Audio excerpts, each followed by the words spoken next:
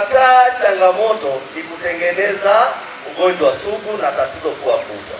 Kwa haya mabango na njia hizo tunatumia kwenye halmashauri yetu ni njia sahihi kwa sisi wenyewe watumishi kuweza kutatua, na baadaye wananchi waridhike na huduma, waje vituoni tuwape huduma. Lakini pia ni chanzo cha mapato. Sisi hatukusanyi kodi, sisi hatutozi ushuru kwenye vituo vyetu. Mteja anapokuja kituoni ndivyo anapochangia huduma. Kwa uwingi wa huduma zako, uzuri wa huduma zako, urafiki wa huduma kwa wateja ndio kivutio cha wateja kuja kwenye kituo kwa hiari yao. Huduma rafiki na zenye staha na zenye lugha nzuri ndio kivutio cha wateja kuja kupata huduma wakiwa na tatizo dogo. Tukiwa na lugha ambazo sio sahihi, huduma ambazo sio rafiki, mteja atajiuliza kwa sana kuja kwenye kuchukua huduma. Ana tatizo limemwanza leo, lakini haji kwa sababu anawaza hivi, nikienda kwenye hichi kituo na lugha zao hizi na huduma zao hizi, naomba nivumilie, naenda nikapona mwenyewe. Lakini anaweza kaja baada ya wiki moja, wakati tatizo limekuwa kubwa, na pengine usimsaidie akapoteza maisha yake, au akapata ulemavu wa kudumu kwa sababu tu alikuwa anatathmini namna ya kuja kwetu, kwa sababu huduma sio rafiki. Lakini huduma zetu zikiwa rafiki, lugha nzuri, zikawavutia, hata dogo tu anasema mimi naenda kituoni kwa sababu huduma ni safi, taona kwa muda mfupi. Kweli mimi na miezi mingi sana sijapigiwa simu kwa kweli. Miezi mingi sana sijapigiwa simu, tofauti na huko zamani. Tunakupigia simu, nimefanywa hivi, sifanye, lakini wakati huu kwa kweli tunafanya kazi nzuri. Niombe tena muendelee kufanya kazi nzuri wanapokuja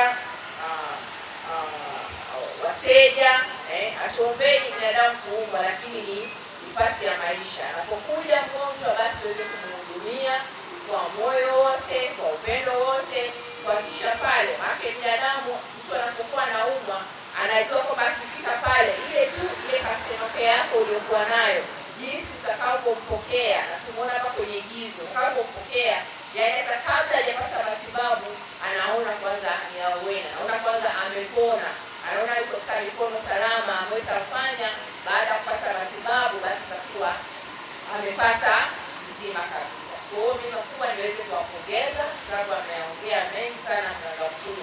Mimi naamini tuendelea kutoa huduma nzuri yenye staha, huduma nzuri customer care, hata pale basi tu apata tatizo basi aweze kukimbilia katika vituo vyetu vya afya, kituo cha mjini, kituo cha Kibena, na hata vituo vya afya vya dini. Pale tumeona Anglikana, tumeona na wanafunzi nzuri, wanafunzi wengi pia wako hapa, na mimi hata wenyewe wanakuwa nashuhudia, ona kwamba jamani, hii kazi inahitaji ufanye kwa moyo mweupe. Kwa mimi wapongeze sana. Kwa jina naitwa Aziza Moshi Nyakamwe, ni muuguzi kutoka hospitali ya rufaa ya mkoa wa Njombe kwenye chama chetu cha 5 cha wauguzi. Mimi ni mwazimu. Leo ni siku yetu ya wauguzi, tumejumuika kimkoa kufanya maadhimisho na kukumbuka kumwenzi muasisi wetu wa wauguzi Florence Nightingale. Katika sikukuu yetu kama mkoa tumefanya matendo ya huruma kwa wagonjwa, ambapo tumetoa zawadi na kuwafariji wagonjwa wetu. Pia tumekuwa na maandamano na warsha fupi ambazo tunaendelea nazo mpaka sasa mchana. Napenda kutoa rai kwa wauguzi wenzangu, tujitahidi kufanya kazi kwa kuzingatia miiko, taratibu na kanuni za uuguzi wetu.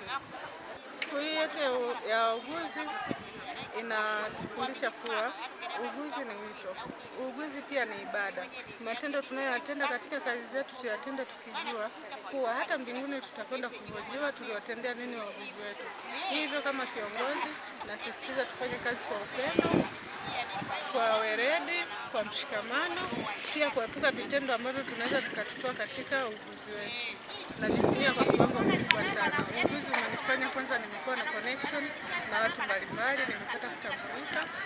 Pia uuguzi kwa ngazi ya familia yangu imenikuza kiuchumi, napata kipato kupitia uuguzi.